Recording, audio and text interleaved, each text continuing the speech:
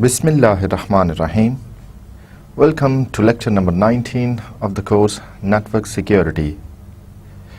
Before we start today's contents, let us have a look on what we have discussed in our previous lecture. So if you recall, we talked about mainly two things.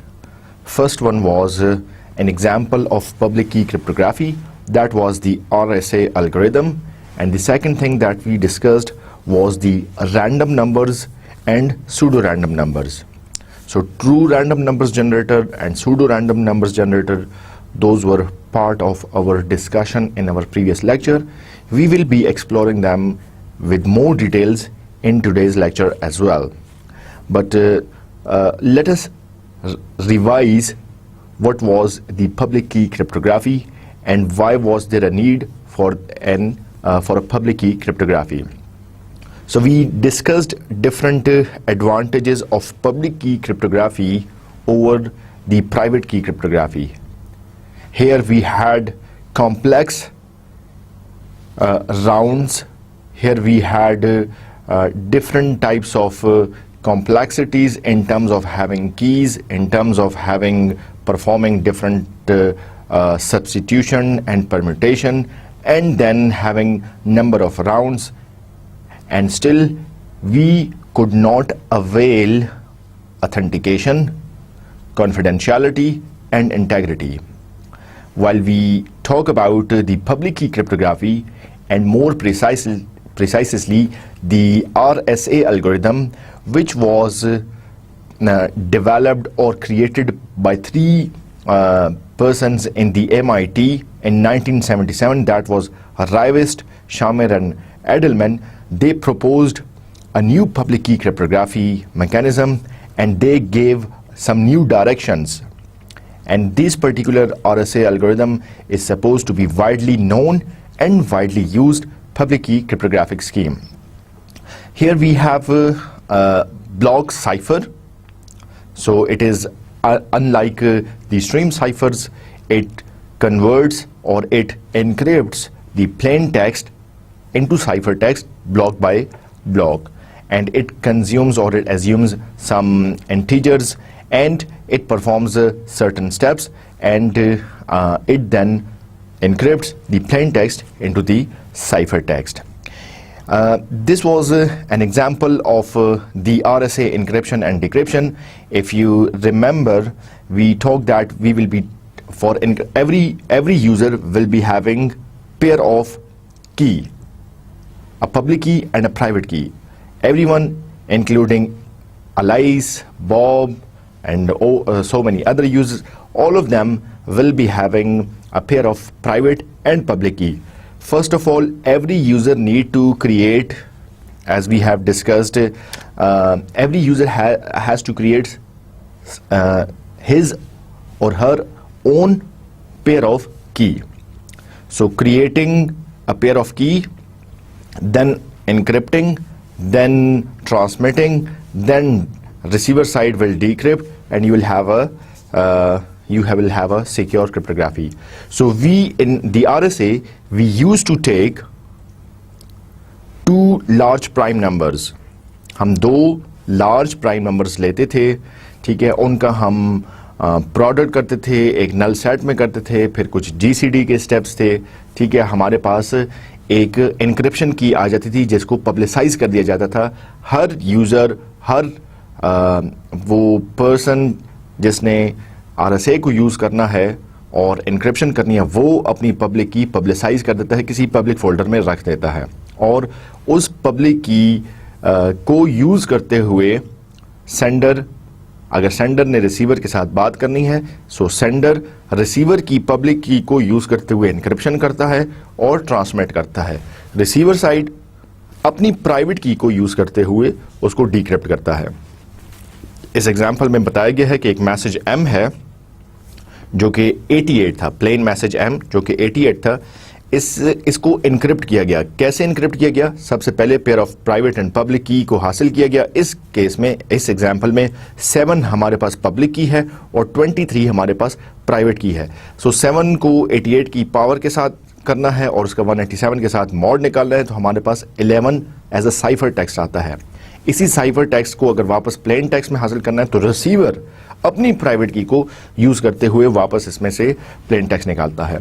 जो 3 चीजें हमें RSA algorithm देता है वो थी authentication, confidentiality और integrity. Authentication से ये मुराद थी कि हम प्राइवेट की क्रिप्टोग्राफी में ये बिल्कुल अंदाज़ा नहीं लगा सकते थे कि ये मैसेज भेजने वाला एक्चुअल सेंडर ही है या किसी और को प्राइवेट की पता चल गई और उसके थ्रू वो भेज रहा है। So we did not had any mechanism to authenticate the person. For example एक प्राइवेट की है, मेरी है और आपकी है, हम आपस में सिक्योरली और सीक्रेटली कम्युनिकेट कर रहे हैं।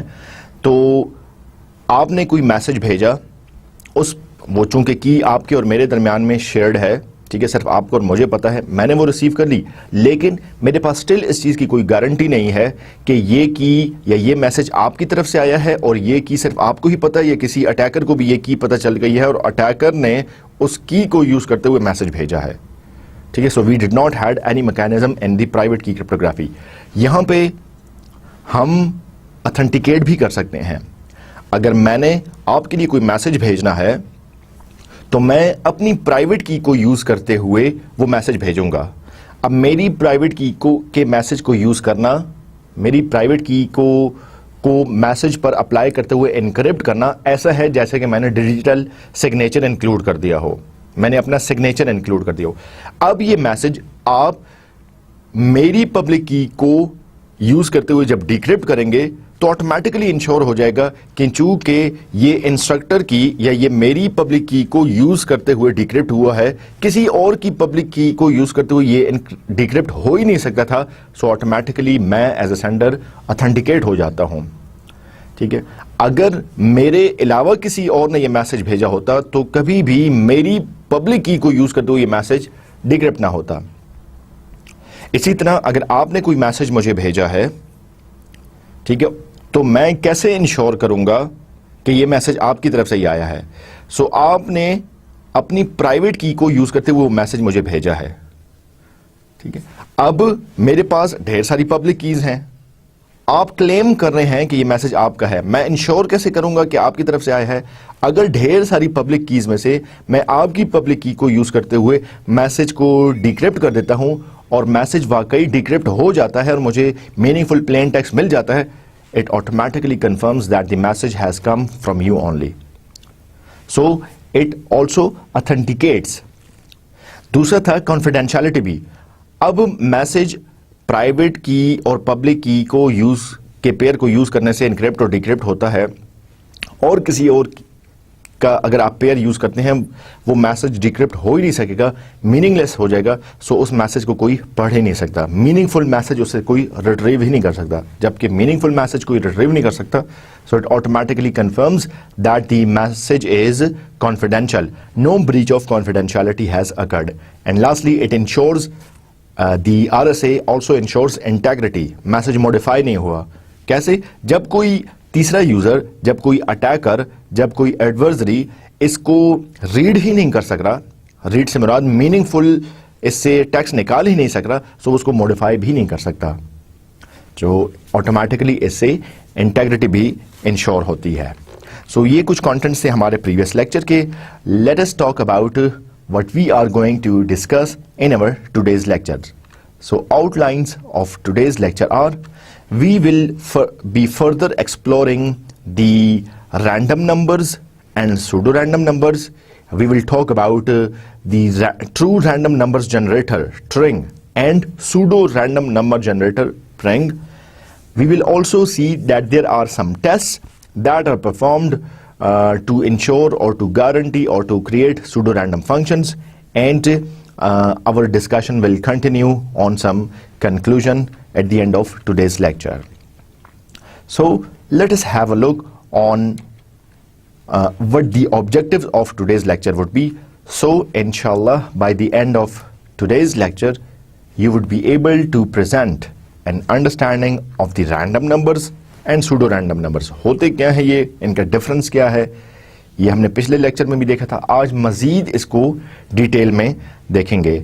इसके अलावा इम्प्लीमेंटेशन पॉइंट ऑफ व्यू से इम्प्लीमेंट कहाँ पर होते हैं, यूज़ कैसे हो सकते हैं, सूडो रैंडम फंक्शन क्या होता है, PRF, ये इसकी अंडरस्टैंडिंग भी डेवलप करना, ये आज के लेक्चर का ऑब्जेक्टिव है। So let's begin with the true random numbers generator और random numbers generator। अगर आपको याद हो तो हमने बात की थी रैंडमाइजेशन की, रैंडमनेस ये होता क्या है, ठीक है। सो हमने ये बात की थी कि ऐसे नंबर्स जो कि रिपीट ना हो रहे हों, एक ऐसा सीक्वेंस, एक ऐसा सेट ऑफ नंबर्स जो कि रिपीट ना हो रहा हो, ठीक है, इसको हम कहते हैं ये ट्रू रैंडमनेस है, जो कि अपनी पूरी जिंदगी में, पूरी लाइफ साइकिल में वो नंबर्स का सीक्वेंस कभी दोबारा रिपीट नहीं होगा, ठीक है। तो हम कहते हैं कि ये रैंडम है और या ये ट्रू रैंडम है, ठीक है।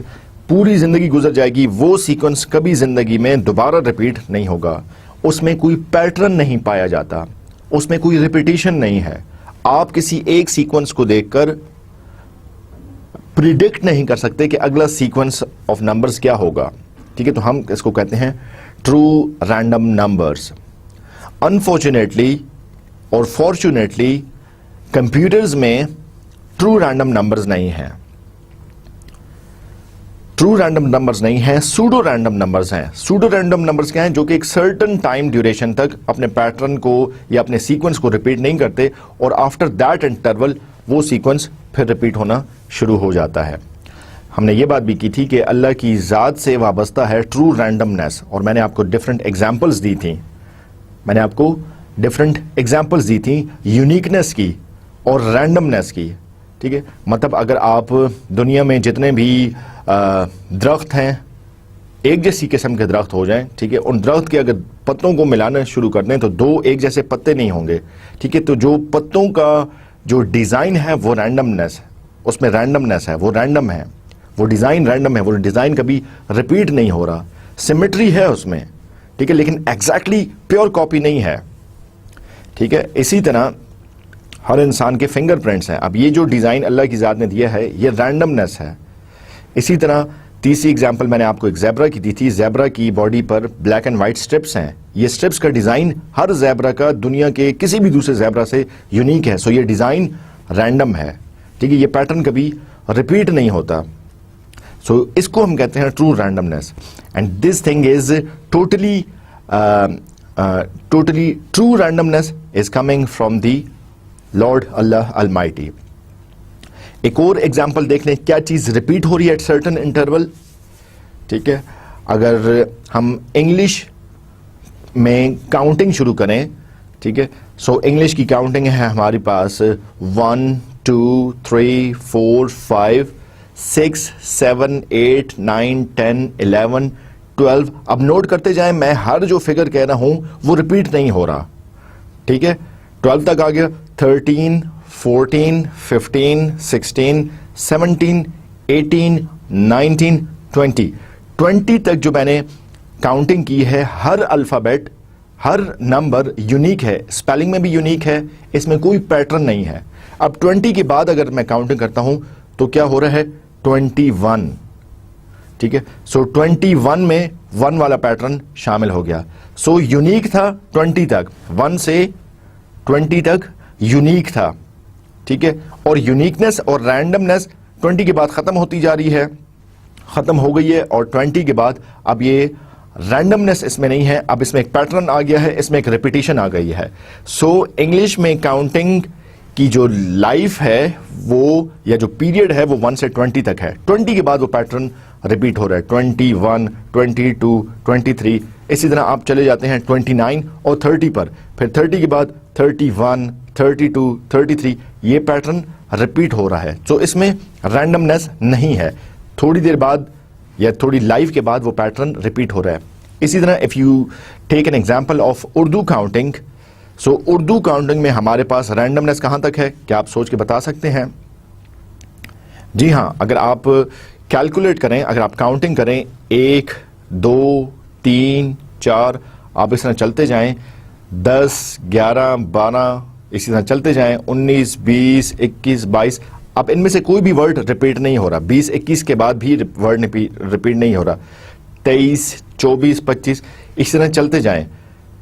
ठीक है, आप 49, 50, 51, 52, 53, 54 कीप गोइंग ऑन। सो आप चले जाते हैं 90, 91, 92, 93, 94, 95, 96, 97, 98, 99 और 100। ठीक है, 100 तक कोई भी आप गिनती उठा लें, इनमें से कोई भी उर्दू काउंटिंग में रिपीट नहीं हो रहा, कोई पैटर्न नहीं है। ठीक है, यूनिक है। ठीक है, 100 के बाद 101 जब आप कहते हैं, तो 101 ने अपना पैटर्न रिपीट किया क्योंकि इसमें एक आ गया है, फिर 102, फिर 103। सो उर्दू काउंटिंग में जो यूनिकनेस है वो, या रैंडमनेस है, वो 100 तक है। 100 के बाद वो पैटर्न रिपीट होता है। तो हम यही बात कर रहे हैं कि कंप्यूटर साइंस में और कंप्यूटर सिक्योरिटी में हमें रैंडम नंबर्स की बहुत ज़रूरत है। आपकी ढेर सारी कीज़ डिपेंड करती हैं रैंडम नंबर्स पर। ये रैंडम नंबर्स जनरेट कैसे होंगे? ये रैंडम नंबर जनरेट होते हैं रैंडम नंबर जनरेटर से। ये रैंडम नंबर जनरेटर कोई एल्गोरिदम हो सकता है, कोई डिवाइस हो सकती है, ठीक है, जो कि जिसका काम ऐसे है कि ये ऐसे यूनिक नंबर्स क्रिएट करे जिसमें यूनिकनेस हो, जिसमें रैंडमनेस हो। लेकिन ये बात याद रखिएगा, जो अभी मैं बार बार कह रहा हूं, कि आपकी रैंडमनेस, ट्रू रैंडमनेस आप कंप्यूटर साइंस में या कंप्यूटर सिक्योरिटी में या ह्यूमंस ट्रू रैंडमनेस हासिल नहीं कर सकते। ठीक है, सो कंप्यूटर्स में जो रैंडमनेस आती है उसको हम कहते हैं सूडो रैंडम्स। ठीक है, सो सूडो रैंडम नंबर्स या सूडो रैंडम नंबर जनरेटर। जी, ये वो एग्जांपल थी जिसको हमने प्रीवियसली देखा था। अब अगर आप ट्रू रैंडम नंबर्स ट्रिंग की बात करें, सो इसमें क्या है, सोर्स ऑफ ट्रू रैंडमनेस है। वो सोर्स ऑफ ट्रू रैंडमनेस आपको ओरिजिनली रैंडमाइज्ड नंबर दे रहा है, रैंडम बिट स्ट्रीम दे रहा है। ठीक है, रैंडम बिट स्ट्रीम दे रहा है। जबकि अगर आप प्रिंग की बात करें, सूडो रैंडम नंबर जनरेटर की, तो आपके पास एक सीड वैल्यू है। वो सीड वैल्यू आप किसी एल्गोरिदम पर अप्लाई करते हैं, उस एल्गोरिदम से आपको सूडो रैंडम नंबर्स जनरेट होते हैं, जो कि काफी हद तक रैंडमाइज्ड होते हैं। ठीक है, लेकिन ट्रू रैंडम नहीं होते, क्योंकि अब काफी ड्यूरेशन के बाद वो नंबर्स रिपीट होते हैं। और इसी तरह सूडो रैंडम नंबर फंक्शन है, ठीक है, वो भी किसी सीड को यूज करते हुए और कोई कॉन्टेक्स्ट स्पेसिफिक वैल्यूज जनरेट करने के लिए आपको वो सूडो रैंडम नंबर्स या सूडो रैंडम वैल्यूज जनरेट करके देता है। ठीक है, तो वो फंक्शन एक्चुअली आप अप्लाई कर रहे हैं। सो ये डिफरेंस याद रखिएगा और मजीद आज बात करते हैं।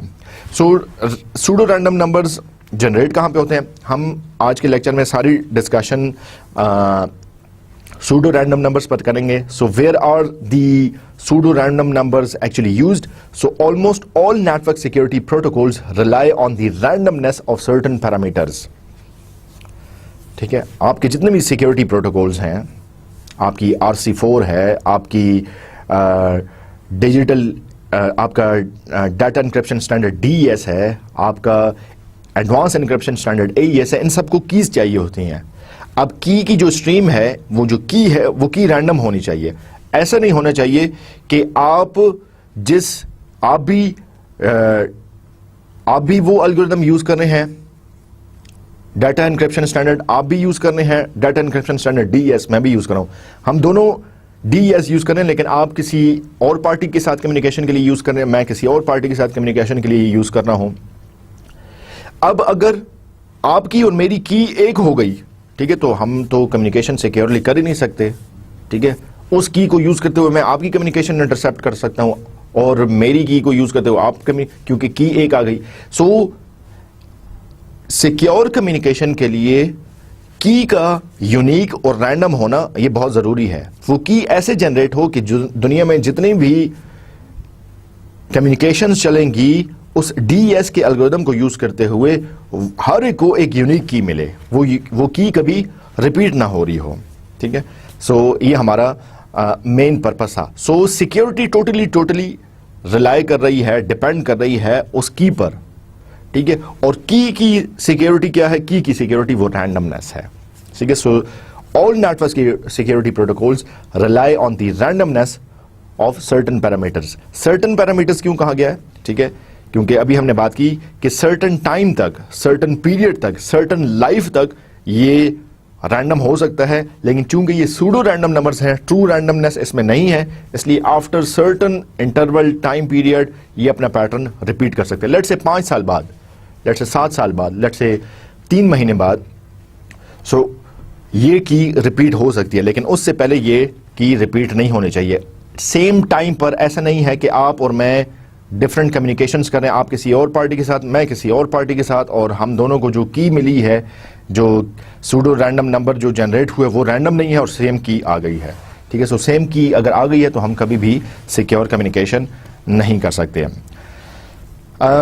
नॉन्स, सेशन की, unique parameters and digital signatures, इन सब के लिए हमें रैंडमनेस चाहिए होती है। नॉन्स क्या है, इंशाल्लाह हम अगली स्लाइड में इसको डिटेल में बताता हूं।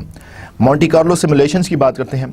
सिमुलेशन क्या है? Mathematical technique for numerically solving differential equations, randomly generate scenarios for collecting statistics. ठीक है, अब जो आपकी सिमुलेशन है, ये एक एग्जांपल दी जा रही है मॉन्टी कार्लो सिमुलेशन, ये एक और टाइप की न्यूमेरिकल कंप्यूटेशन के लिए आप यूज करते हैं। ठीक है, तो इसमें भी रैंडमनेस चाहिए, इसमें भी रैंडमनेस चाहिए। इसकी एग्जांपल ये ले सकते हैं कि आपने कोई किसी चीज को आपने टेस्ट करना है। ठीक है, किसी चीज को आपने टेस्ट करना है। ठीक है, तो आप उसको हर पॉसिबल वैल्यू के अगेंस्ट टेस्ट करते हैं। ठीक है, आप उसको रैंडम वैल्यू से टेस्ट करते हैं और फिर देखते हैं कि ये ठीक काम करती है या नहीं करती। ठीक है, जिसकी एक मजीद एग्जांपल दे दूं, हर पॉसिबल वैल्यू से टेस्ट करने की एक मजीद एग्जांपल ऐसे दे दूं कि आप जब गाड़ी चलाना सीखते हैं, ठीक है, तो आप हर एंगल से गाड़ी चलाना सीखते हैं। सिर्फ ऐसा नहीं है कि आप गली मोहल्ले में गाड़ी चलाना सीखेंगे या जो है वो सिर्फ आप एक खुले मैदान में गाड़ी चलाना सीखेंगे, बल्कि जब आप गाड़ी चलाना सीखते हैं तो आप गली मोहल्ले में कैसे चलाई जाती है, शार्प एजेस पर कैसे मोड़ी जाती है, हाईवेज पर कैसे चलाई जाती है, ये सारी चीज़ें आप चेक करते हैं। ठीक है, तो आपने हर पॉसिबल एस्पेक्ट से वो टेस्ट दिया है। यहां पे जब हम मैथमेटिकल सिमुलेशंस की बात करते हैं, हमें सर्टेन वैल्यूज चाहिए होती हैं। फॉर एग्जांपल, आप कहते हैं कि मैंने एक वायरलेस सेंसर नेटवर्क्स बना रहे हैं और एक वायरलेस सेंसर नेटवर्क का पूरे नेटवर्क है जिसमें मुख्तलिफ नोड्स हैं, मुख्तलिफ वायरलेस डिवाइसेस हैं। अब इन डिवाइसेस को आप रैंडमली प्लेस करते हैं। ठीक है, इन डिवाइसेस को आप रैंडमली प्लेस करते हैं। रैंडमली प्लेस करने का क्या मतलब है? एक पैटर्न के थ्रू आप उनको प्लेस नहीं कर रहे, किसी सीक्वेंस के थ्रू आप प्लेस नहीं कर रहे, क्योंकि रैंडमनेस को यूज करते हुए जब आप डिवाइस वो वायरलेस सेंसर नोड्स को प्लेस करेंगे तभी आप उसके मुख्तलिफ पैरामीटर्स को चेक कर सकते हैं। 2 एग्जाम्पल हो गए। तीसरी एग्जाम्पल यही मॉन्टी कार्लो सिमुलेशंस की है, इसमें मुख्तलिफ वैल्यूज हैं। ठीक है, तो आपको रैंडम नंबर चाहिए होता है।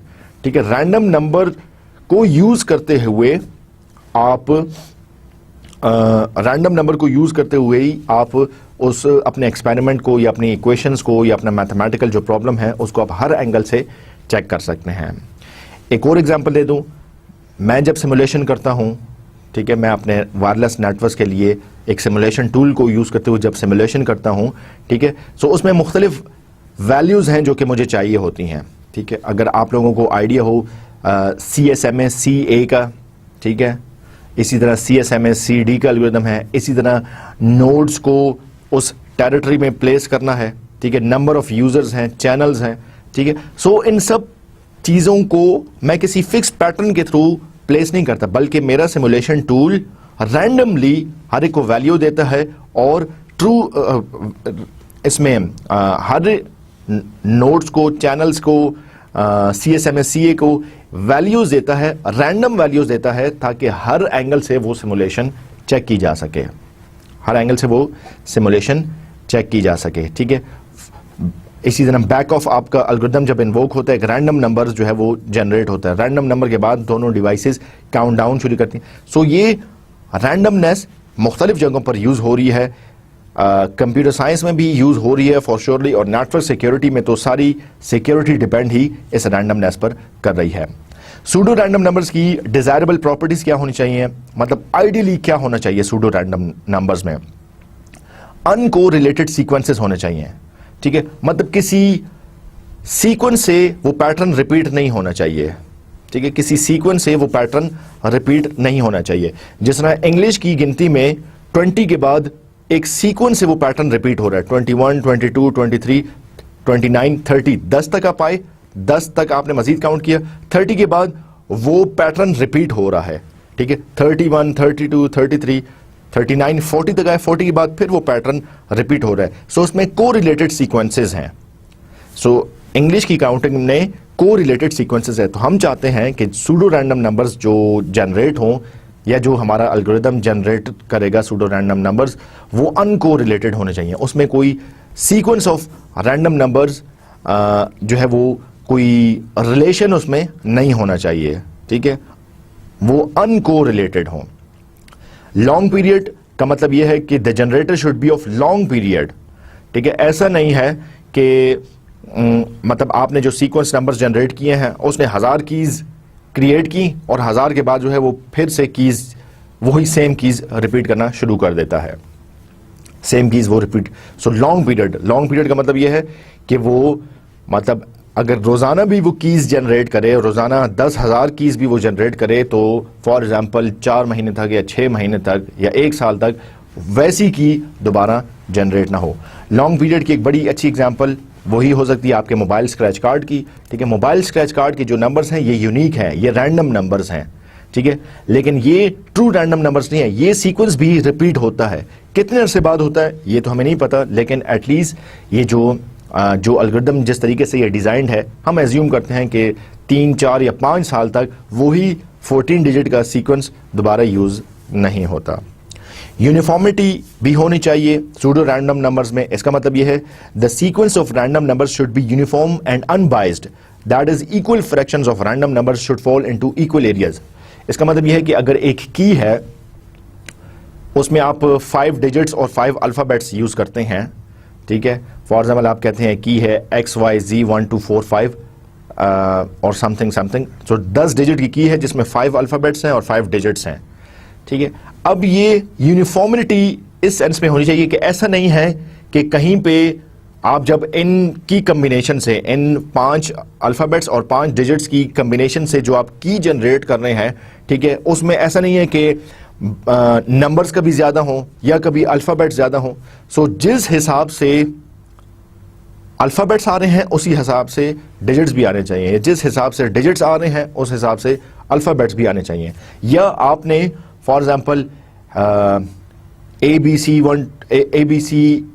ABCDEF आपने 10 अल्फाबेट्स की कोई की जनरेट करवानी है रैंडमली, ठीक है, तो ऐसा नहीं है कि उसमें नंबर ऑफ एज जो हैं वो बार बार आ रहे हैं या ज्यादा आ रहे हैं। सो इससे जितनी भी कीज जनरेट होंगी, नंबर ऑफ एज जितने हैं उतने ही नंबर ऑफ बीज होने चाहिए, उतने ही नंबर ऑफ सीज होने चाहिए, उतने ही नंबर ऑफ डीज होने चाहिए, and you keep going on. So इसमें यूनिफॉर्मिटी होनी चाहिए, बायसनेस नहीं होनी चाहिए। बायसनेस का मतलब है किसी को फेवर देना, सो अनबाइज्ड होना चाहिए। मतलब आप अल्फाबेट ए को फेवर ना दें कि आप उसको बार बार रिपीट कर रहे हैं, या आप अल्फाबेट बी को रिपीट ना करें, उसको आप फेवर ना दें कि वो बार बार रिपीट होना चाहिए, इसको अनबाइज्ड होना चाहिए। And last property is efficiency. मतलब ऐसा नहीं है कि उसको उस pseudo random number generator PRNG को रैंडम नंबर जनरेट करने के लिए, for example 1000 random number generate करने के लिए उसको 1 हफ्ता दरकार हो। Obviously not. If you want to have 1000 unique और random numbers or unique key, so it should be quickly giving you that particular value. So should be efficient, low overhead for massively parallel computations. मतलब बाज़ वक़्त आपको ढेर सारी parallel computations करनी होती हैं। मैंने आपको DES की एग्जांपल दी। आप और मैं सिर्फ दुनिया में 2 लोग नहीं हैं जो कि DES को यूज़ करते हुए सिक्योर कम्युनिकेशन करेंगे, बल्कि हमारे जैसे साइमल्टेनियसली हज़ारों लाखों लोग मौजूद हैं, ठीक है, जो कि DES एल्गोरिथम को यूज करते हुए इनक्रिप्शन करने होंगे। सो इन सब के लिए जो की जनरेट होगी, ठीक है, या की का जो जनरेट होना है, ठीक है, ऐसा नहीं है कि वो आपको एक की जनरेट करने के लिए आपको 1.5 घंटा या 2 घंटा इंतजार करना पड़े, बल्कि ये एफिशिएंट होना चाहिए। कितना एफिशिएंट होना चाहिए टाइम पर हम बात नहीं करते, लेकिन इसको एटलीस्ट जरूर एफिशिएंट होना चाहिए। जी, रैंडम नंबर साइकिल की बात करते हैं। रैंडम नंबर साइकिल क्या होती है, ठीक है, अभी हमने पहले बात की कि इसमें सर्टेन ड्यूरेशन तक यूनिकनेस होती है, रैंडमनेस होती है, और सर्टेन ड्यूरेशन या एक पीरियड के बाद वो साइकिल रिपीट होना शुरू हो जाती है। ठीक है, वो साइकिल रिपीट होना शुरू। अगर ये साइकिल रिपीट ना हो, ठीक है, तो फिर ये ट्रू रैंडम नंबर्स बन जाएंगे। लेकिन हमने अभी बात की कि ट्रू रैंडम नंबर्स हम कंप्यूटर साइंस में या इंफॉर्मेशन सिक्योरिटी में हम हासिल नहीं कर सकते, ठीक है। सो हम सूडो रैंडम नंबर्स की बात करते हैं, सर्टेन ड्यूरेशन के बाद ये पैटर्न रिपीट होता है। So almost all random numbers generators have their basis a sequence of pseudo random integers, ठीक है। सूडो रैंडम कोई इंटीजर्स होंगे, उन इंटीजर्स की बेस पर आपका जो है वो रैंडम नंबर जनरेट होता है। द इंटीजर्स और fixed point numbers are manipulated arithmetically to yield floating point of real numbers.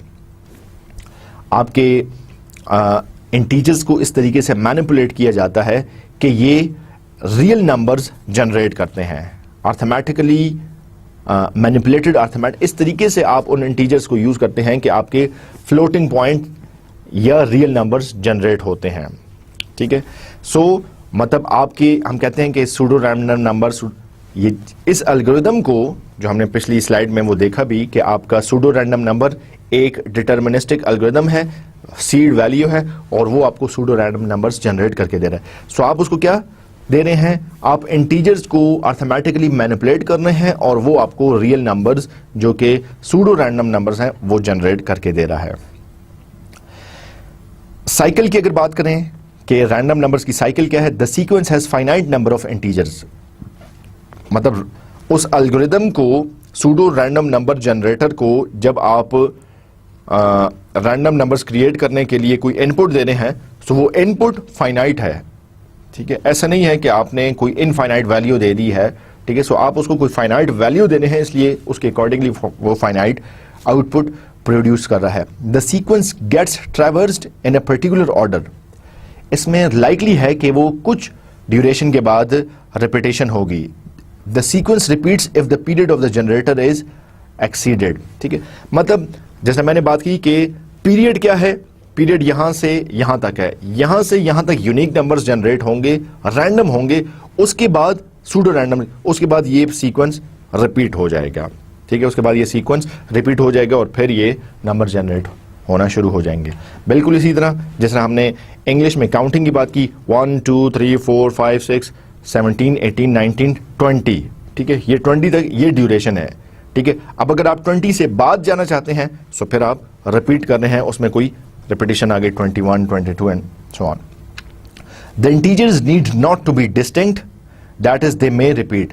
जो आप इनपुट दे रहे हैं, ठीक है, वो इनपुट जो है मतलब आप जो ये कहें कि जो सीक्वेंस सूडो रैंडम नंबर जो जनरेट हुई है उसमें अगर एज और बीज की या 1 2 3 4 5 इस किस्म के नंबर्स हैं, ये नंबर्स आपस में रिपीट हो सकते हैं, एक की के अंदर भी रिपीट हो सकते हैं। लेट्स से 10 कीज हैं, 10 कीज में 2 इधर भी है, 2 इधर भी है, 2 इधर भी है और बाकी सारी कीज में 2 है, लेकिन कहीं पे 2 फोर्थ पोजीशन पे है, कहीं पे 2 फर्स्ट पोजीशन पे है, कहीं पे 2 लास्ट में है। सो ये इस हिसाब से ये भी बात की जा रही है। सो ये रैंडम नंबर की साइकिल है। अच्छा जी, रैंडमनेस की हमने बात की। कंप्यूटर साइंस में रैंडम नंबर्स चाहिए होते हैं, मुख्तलिफ एल्गोरिदम्स हैं, हमारे पास सूडो रैंडम नंबर्स हैं, सूडो रैंडम नंबर जनरेटर है। अब हमने एक एल्गोरिदम बना लिया जो कि सूडो रैंडम नंबर्स जनरेट करता है। फॉर एग्जाम्पल हमने एक ऐसा एल्गोरिदम बना लिया जो कि सूडो रैंडम नंबर्स जनरेट करता है। अब टेस्ट कैसे किया जाएगा कि क्या वाकई ये truly pseudo random numbers generate कर रहा है या नहीं कर रहा। मतलब ऐसी लाखों वैल्यूज प्रोड्यूस हो सकती हैं। अब हम उसको मैनुअली तो नहीं देख सकते, हम नेकेड आई से 1 बाय 1 वैल्यू को तो नहीं देख सकते कि भाई ये वैल्यू रिपीट हो रही है या ये वैल्यू यूनिक है, ठीक है। सो लाखों के हिसाब से वो वैल्यूज जनरेट होती हैं। कैसे टेस्ट किया जा सकता है, कैसे टेस्ट किया जाएगा कि ये सूडो रैंडम नंबर जनरेटर वाकई में रैंडमनेस उसमें है या नहीं है, ठीक है।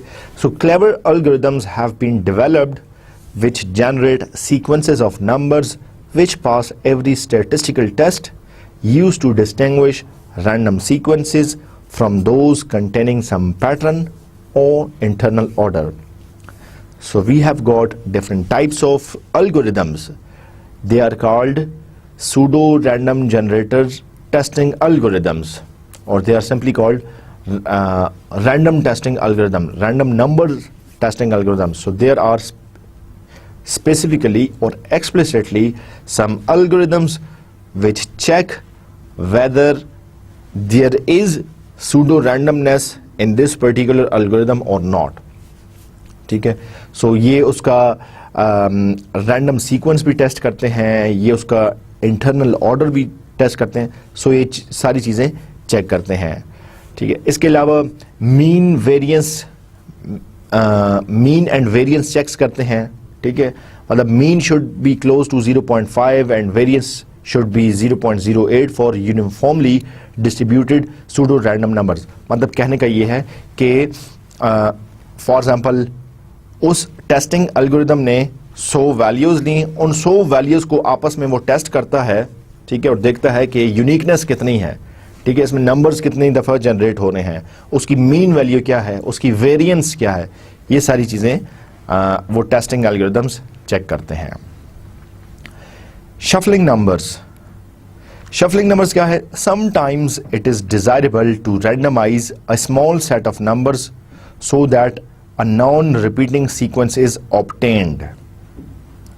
ठीक है, shuffling numbers का concept भी pseudo random numbers से slightly मिलता है, और वो इस सेंस में मिलता है कि सूडो रैंडम नंबर्स में हमारे पास वेरी लार्ज की हमें रिक्वायर्ड होती है, या वेरी लार्ज स्ट्रीम जो है वो हमारे पास आती है. ठीक है, जबकि शफलिंग नंबर्स में हम एक स्मॉल सेट की बात करते हैं, एक स्मॉल सेट ऑफ नंबर्स है, हम उसकी बात करते हैं. ठीक है, फॉर एग्जांपल आप में से अगर कोई एटीएम कार्ड यूज़ कर रहा है, ठीक है, हम में से हर कोई एटीएम कार्ड यूज़ करते हैं, उसके 4 डिजिट पिन होते हैं. ठीक है, क्या आप सोच के बता सकते हैं कि 4 डिजिट पिन कितनी यूनिक वैल्यूज दे सकता है? ठीक है, सो 4 डिजिट है, हर एक की पॉसिबल वैल्यूज 0 से 9 हो सकती है, 0 से 9 हो सकती है, 0 से 9 और 0 से 9. सो आप अगर इसको चेक करें, सो आपकी पॉसिबल वैल्यूज हो सकती हैं, पॉसिबल कम्बिनेशन जो आप अपने एटीएम कार्ड को दे सकते हैं, वो आप देख सकते हैं 0 0 0 0 से लेकर, चारों 0 की कम्बिनेशन से लेकर, और आप 9999. ठीक है, सो 9999 यूनिक 4 डिजिट पिन्स जनरेट हो सकते हैं. ठीक है, सो ये मतलब आप एक और एग्जांपल के तौर पर देख सकते हैं. शफलिंग नंबर्स की अगर बात करें तो हमने क्या किया, ये जो 4 डिजिट था इसी में ही हमने 9999 वैल्यूज ली हैं. बाज़-औक़ात आप नंबर्स को शफल कर रहे हैं. ठीक है, जिस तरह प्ले कार्ड्स की आप बात करें, प्ले कार्ड्स में प्ले कार्ड्स आप शफल करें, आप एक्चुअली प्ले कार्ड शफल नहीं कर रहे, आप वो नंबर्स शफल कर रहे हैं. ठीक है, आप वो नंबर्स शफल कर रहे हैं. ठीक है, इसी तरह अगर आप एक क्लासरूम में स्टूडेंट्स बैठे हुए हैं, टीचर आता है, ठीक है, कुछ स्टूडेंट्स इस रो में हैं, कुछ इस रो में हैं, कुछ इस रो में हैं, कुछ आगे बैठे हैं, कुछ दरमियान में, कुछ पीछे बैठे हैं, तो क्लास टीचर क्या करते हैं, उनको शफल कर देता है, आगे वालों को पीछे ले आते हैं, पीछे वालों को साइड पे कर देता है, दाएं वालों को बाएं. सो उसने शफलिंग कर दी है. ये शफलिंग नंबर्स कहाँ पे यूज़ होती है? गेम्स में यूज़ होती है, ओशियानोग्राफिक फ्लोट वैल्यूज़ में होती है. ठीक है, मतलब ये भी एक एक्सपेरिमेंट है, ओशन से रिलेटेड है. सो वहाँ पे उनको उनकी वैल्यूज़ चेक करने के लिए वहाँ पर भी ये शफलिंग नंबर्स को यूज़ किया जा सकता है. याद रखिए, it is important not to repeat numbers. Taking the modulus of a generator like R250 will not work as the numbers could repeat. ठीक है, शफलिंग की अगर आप बात करें या नंबर्स की अगर आप सीक्वेंस सूडो रैंडम नंबर्स की बात करें, ये नंबर रिपीट नहीं होने चाहिए. ठीक है, नंबर रिपीट नहीं होने चाहिए. मतलब आप अगर कहते हैं 10 नंबर्स हैं, ठीक है, 10 नंबर्स हैं, ऐसा नहीं होना चाहिए कि 10 में से 2 नंबर्स आपस में एक जैसे हैं, रिपीट हो रहे हैं वो. ठीक है, ये 1000 नंबर्स हैं, there are 1000 numbers, and out of those 1000 numbers 2 of them or 3 of them are exactly repeating. So you can think of repeating as copying. ठीक है, so no number either in shuffling numbers or in pseudo random numbers should be copied. You should not be copying the number. They can be repeated after a long cycle, but within that cycle they should not be copied, they should not be repeated. One way how to not to repeat the numbers. So one way to do this would be to put the value to be shuffled into an array and to use a random number generator to generate indices into the array to actually shuffle the numbers. The array is then accessed sequentially. So there can be different ways in through which you can ensure that the numbers are shuffled and they are not being repeated. So one value is you have an array. Recall the concept of arrays and data structures. So you put the values in arrays, then you apply a random number generator, then you obtain an output, and after that you take one by one value. So you can also ensure the randomness and you can also ensure that the numbers will not be repeated in this particular way. Okay, so we talked about pseudo-random numbers, we talked about shuffled numbers. Let us talk about quasi-random numbers. What are quasi-random numbers? For some applications, pseudo-random numbers are a little too random.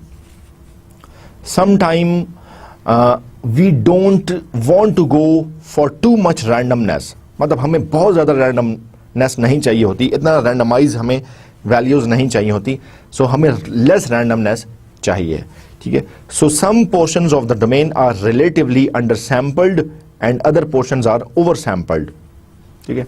मतलब अगर हम pseudo random numbers की बात करें तो कहीं पे जो है वो बहुत ज़्यादा randomness है, वो long period इतना long है कि it becomes very long, या वो undersampled है या oversampled है, ठीक है. मतलब हमारे पास कुछ एवरेज वैल्यूज होती हैं. मतलब हम कहते हैं कि एक सूडो रैंडम नंबर जनरेटर को इस लेवल की रैंडमनेस हासिल करनी चाहिए. सो कुछ रैंडम नंबर जनरेटर एल्गोरिथम्स हैं जो कि यहाँ पर चले जाते हैं और कुछ जो है वो यहाँ पर चले जाते हैं, ठीक है. मतलब ओवर सैंपल हो जाते हैं या अंडर सैंपल हो जाते हैं. So, quasi-random number generators maintain a uniform density of coverage over the entire domain by giving up serial independence of subsequently generated value in order to obtain a uniform coverage of the domain. हम एक domain की बात कर रहे हैं. याद रखिए कि एक डोमेन है, लेट्स से DES की हम बात करते हैं या AES की बात करते हैं, या RC4 हमारी डोमेन है. इसमें हमने की देनी है और की में रैंडमनेस होनी चाहिए. अब ये इस पर्टिकुलर डोमेन में, ठीक है, मतलब रैंडमनेस ना ओवर सैंपल्ड होनी चाहिए ना अंडर सैंपल्ड होनी चाहिए ना, तो मतलब हमें एवरेज वैल्यूज जो हैं वो मेंटेन करनी चाहिए उस पर्टिकुलर RC4 के केस में. एक एग्जांपल दे रहा हूं या कोई और एग्जांपल दे रहे हैं, ठीक है. चलें इससे भी आसान एग्जांपल मैं आपको ये बता देता हूं कि एक क्लासरूम है जिसमें स्टूडेंट्स बैठे हैं और टीचर को, इंस्ट्रक्टर को उस क्लासरूम में बच्चे जो है वो रैंडमली बिठाने हैं क्योंकि उनका एग्जाम शुरू होने वाला है और उनको रैंडमली टीचर को या इंस्ट्रक्टर को उस क्लासरूम में बिठाना है, ठीक है. सो क्वासी रैंडम नंबर्स क्या करता है, इंश्योर करता है कि ना ये बहुत ज़्यादा ओवर सैंपल्ड हो जाए और ना अंडर सैंपल्ड हो जाए, ठीक है. सो उस क्लासरूम की डोमेन में क्वासी नंबर इंश्योर कराता है कि ये जो रैंडमनेस है ये यूनिफॉर्मली डिस्ट्रीब्यूटेड है. ऐसा नहीं है कि कहीं कुछ रोज में स्टूडेंट जो है वो बिल्कुल रैंडम है, रैंडम सीक्वेंस से बैठे हुए हैं और कुछ में जो है वो रैंडमनेस बिल्कुल नहीं है, ठीक है. मतलब वो क्लास इंस्ट्रक्टर ने, वो एग्जामिनेशन हॉल है जिसमें स्टूडेंट्स को बिठाना है और स्टूडेंट्स कुछ छोटी क्लासेस के भी हैं, कुछ बड़ी क्लासेस के भी हैं, ठीक है. कुछ कंप्यूटर साइंस के भी हैं, कुछ जो है वो बिजनेस एडमिनिस्ट्रेशन के भी स्टूडेंट्स हैं, ठीक है. सो इन सब का एग्जाम होना है. टीचर का काम यह है कि उनको रैंडमली बिठाए. अब क्वासी नंबर्स ये इंश्योर करते हैं कि ये जो रैंडमनेस है ये यूनिफॉर्मली सारे हॉल में हो. ऐसा नहीं है कि पहली 2 रोज में जो है वो यूनिफॉर्मली बैठे हुए हैं, पहली 2 रोज में रैंडमली बैठे हुए हैं लेकिन बाकी रोज में या सारे कंप्यूटर साइंस के आ रहे हैं या सारे बिजनेस एडमिनिस्ट्रेशन के आ रहे हैं या एक कंप्यूटर साइंस का है, एक जो है वो बिजनेस एडमिनिस्ट्रेशन का, ये रिपीट हो रहा है. सो क्वासी नंबर्स इंश्योर करते हैं कि इस पर्टिकुलर डोमेन में जो रैंडमनेस है वो यूनिफॉर्मली डिस्ट्रीब्यूटेड है. So uniform coverage of the domain, वो रैंडमनेस उस डोमेन में यूनिफॉर्म है. Low discrepancy sequences are also called quasi random और सब रैंडम सीक्वेंसेस, ठीक है, due to their common use as a replacement of uniformly distributed random numbers. ठीक है, low discrepancy sequences भी यूज की जाती हैं, जिसको आप कॉसी रैंडम कहें या सब रैंडम कहें, सब रैंडम सीक्वेंसेस कहें। ठीक है, ये मतलब कॉसी नंबर से भी स्लाइटली मॉडिफाइड वर्जन है। The quasi modifier is used to denote more clearly that the values of a low discrepancy sequence are neither random nor pseudo random.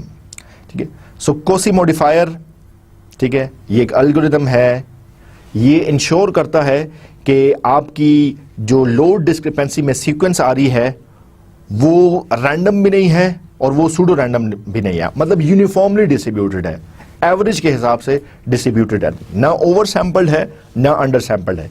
हमने पिछली स्लाइड में बात की कि कॉसी नंबर्स इंश्योर करता है कि ना ओवर सैंपल होना चाहिए ना अंडर सैंपल होना चाहिए, एक लेवल के अगेंस्ट उस डोमेन में।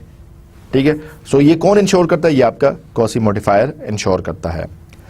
सच sequences share some properties of random variables and in certain applications such as the Cauchy-Monte Carlo method. मतलब आप अगर रैंडम वेरिएबल्स की प्रॉपर्टीज की बात करें, सो कॉसी मॉडिफायर जो है या कॉसी नंबर्स जो हैं वो बाज़ औक़ात जो है वो कुछ सीक्वेंस को फॉलो करते हैं, या जो रैंडम नंबर्स की जो प्रॉपर्टीज हैं, ठीक है, उन प्रॉपर्टीज को वो फॉलो करते हैं। ठीक है, so they are more likely pseudo random numbers but they ensure the uniform distribution of randomness in a particular domain. Okay, let us talk about the cryptanalytic attacks on random number generator. We have seen that there must be randomness, there must be unique numbers generated because the entire, most of the or all of the security algorithms, they depend on the key, and the key is largely dependent on the random numbers or randomness. So because if the key is being repeated, it becomes very easy for the attackers to detect the sequence and to predict the next key. And if the attackers become successful in predicting the next key, so here you go, your whole communication is no longer secure, and the cryptanalyst can predict what's going on and can use his intelligence, can use his cryptanalysis and can detect the conversation which is going on. So random numbers generator पर भी attacks हैं. Attacker क्या करता है, उस sequence को देखता है, उस सीक्वेंस को एनालाइज करता है, ठीक है, और देखता है कि कौन से नंबर्स, ये नंबर्स आपस में किस तरीके से रिपीट हो रहे हैं. Examples of random parameters in cryptography are session keys, numbers to be hashed with passwords, parameters in digital signatures and nonces. ठीक है, ये सारी एग्जाम्पल्स हैं जहाँ पे हमें रैंडम नंबर्स चाहिए होते हैं. क्रिप्टोग्राफी की ये सारी एग्जाम्पल्स हैं जिसमें हमें रैंडम नंबर्स चाहिए होते हैं. सो यहाँ पे ये सारे रैंडम नंबर्स कैसे हासिल करते हैं, ये नंबर्स या ये रैंडमनेस इनको हासिल होती है सूडो रैंडम नंबर जनरेटर से, प्रिंग से इनको हासिल होती है. ठीक है, नॉनसेस में भी हमें रैंडम पैरामीटर्स चाहिए होते हैं. नॉनसेस क्या चीज है? In security engineering a nonce is an arbitrary number used only once in a cryptographic communication. ठीक है, it is similar in spirit to a nonce word, hence the name. It is often a random or pseudo-random number issued in an authentication protocol to ensure that old communications cannot be reused in replay attacks. Nonce का मतलब ये है कि आप एक ऐसी value लेंगे, एक वैल्यू लेकर आप उस पर कम्युनिकेशन करेंगे.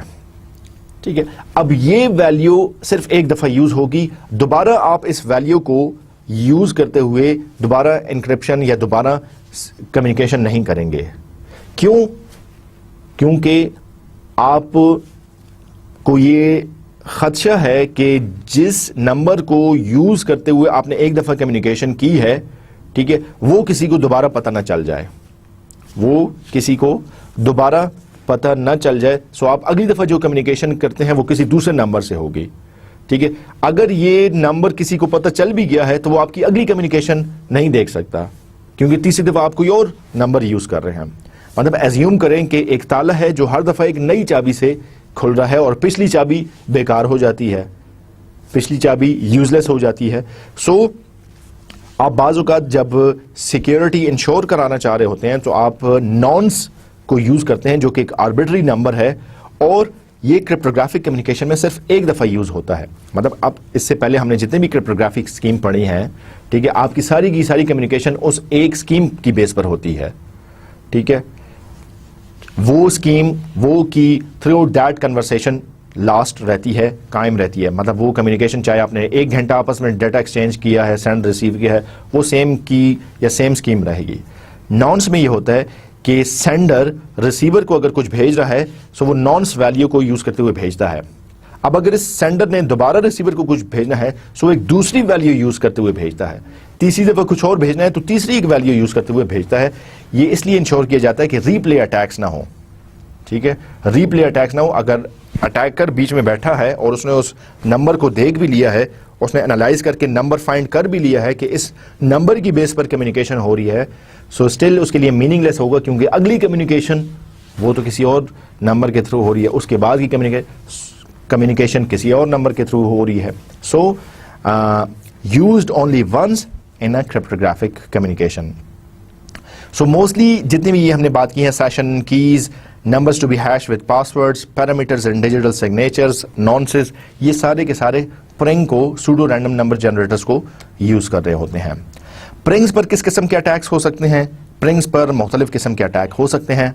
Direct crypto analytic attack, input based attack, state compromise extension attack, ये सारे अटैक प्रिंग पर हो सकते हैं।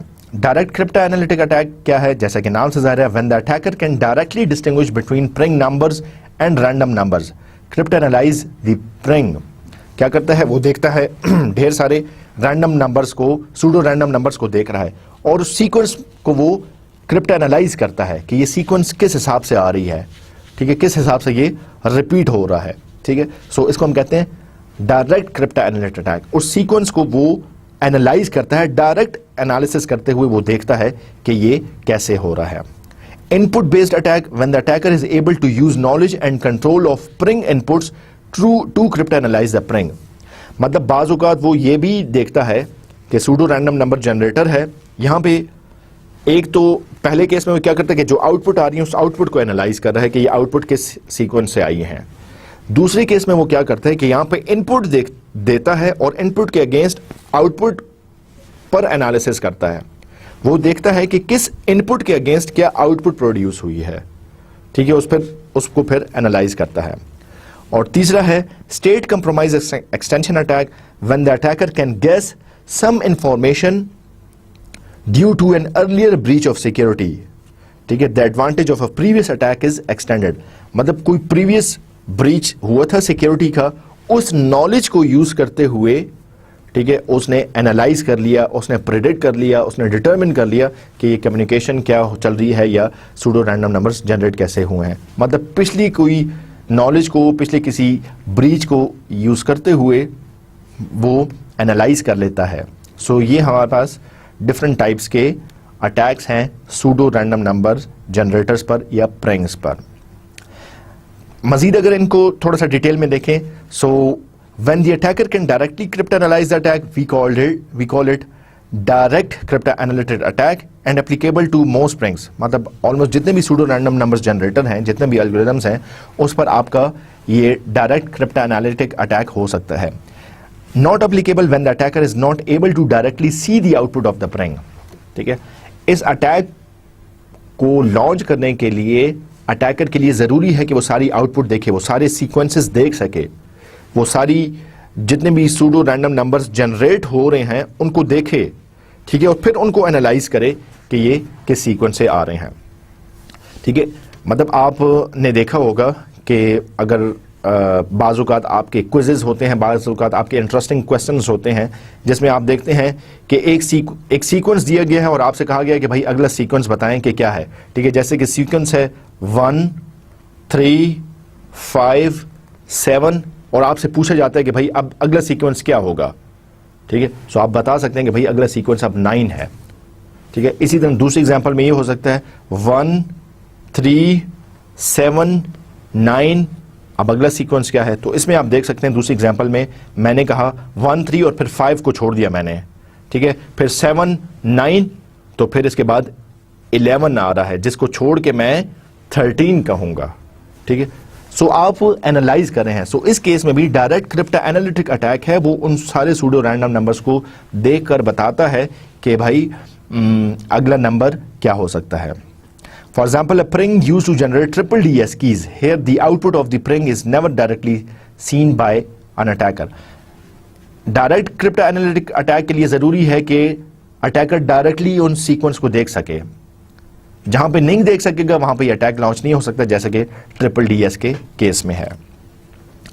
इनपुट बेस्ड अटैक में क्या होता है, आपको वो सूडो रैंडम नंबर जनरेटर का एल्गोरिथम है, उसमें इनपुट देता है और आउटपुट को एनालाइज करता है। नोन इनपुट्स है, चोजन इनपुट है, रिप्लेड इनपुट है। ये क्या होते हैं, if the inputs to the PRNG that are designed to be difficult for a user to guess turn out to be easily deducible. ठीक है, for example disk latency time, when the user is accessing a network disk the attacker can observe the latency time. ठीक है, known input है, हमें पता है fixed values क्या है। ठीक है, अटैकर को भी पता होता है फिक्स्ड वैल्यूज इंटरवल्स क्या है और उसकी बेस पर वो अटैक लॉन्च करता है और डिटेक्ट करता है। चोजन इनपुट के केस में practical against smart cards, applications that feed incoming messages, user name, passwords etcetera to the PRNG as entropy samples.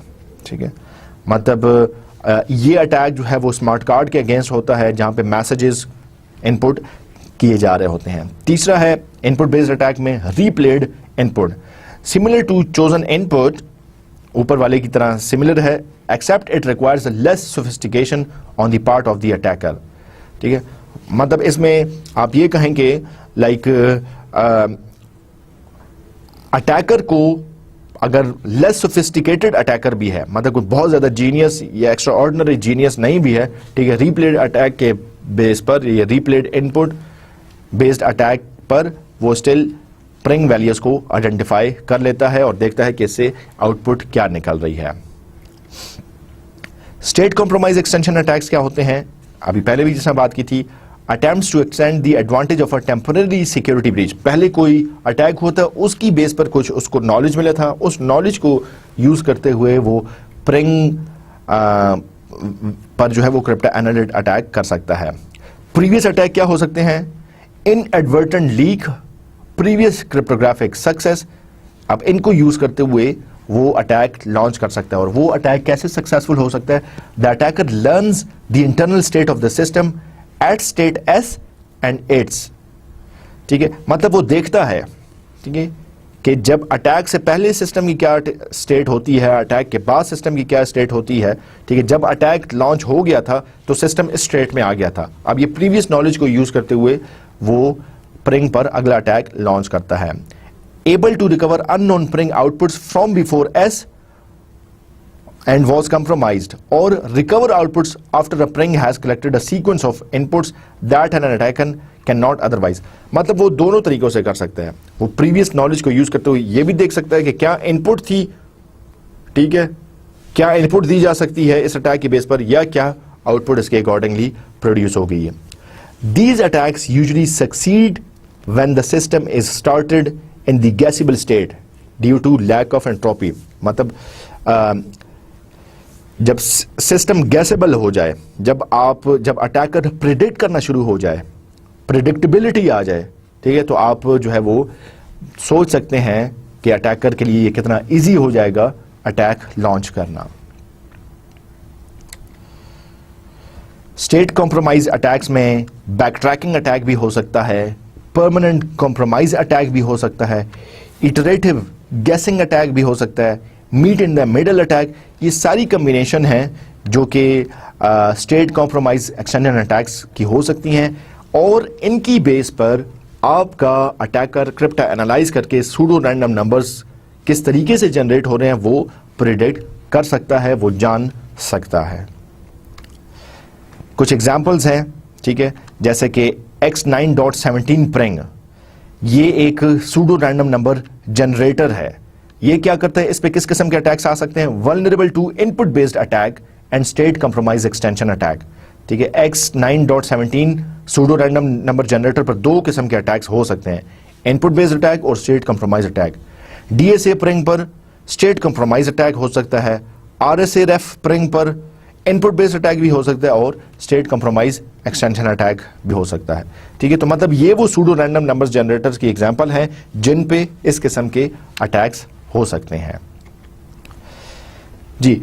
अगर हम test for randomness in random numbers की बात करें, ठीक है, हमारे पास किस किस्म के टेस्ट्स हैं जो कि यूज करते हुए हम देखना चाहते हैं कि क्या वाकई रैंडमनेस है, जो हम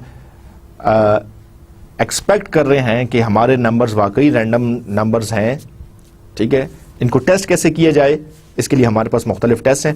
जैसे मैंने पहले भी आपसे बात की कि हम मैनुअली या नेकेड आई से हम नहीं देख सकते कि ये जो लाखों नंबर्स जनरेट हुए हैं, ठीक है, ये सारे के सारे रैंडम है या कोई किसी पैटर्न के थ्रू रिपीट हो रहे हैं। तो हमारे पास ऐसे टेस्ट्स मौजूद हैं, ठीक है, जो कि ये चेक करते हैं। कौन से टेस्ट हैं, क्वांटिटेटिव टेस्ट हैं और क्वालिटेटिव टेस्ट हैं। क्वांटिटेटिव टेस्ट में हमारे पास X2 टेस्ट हैं, लैग्ड कोरिलेशन है, और क्वालिटेटिव टेस्ट में हमारे पास स्कैटर प्लॉट्स हैं, जो कि मतलब हर वैल्यू के अगेंस्ट एक प्लॉट क्रिएट करता है, ग्राफ क्रिएट करता है, और फिर देखता है कि ये ग्राफ जो है इसमें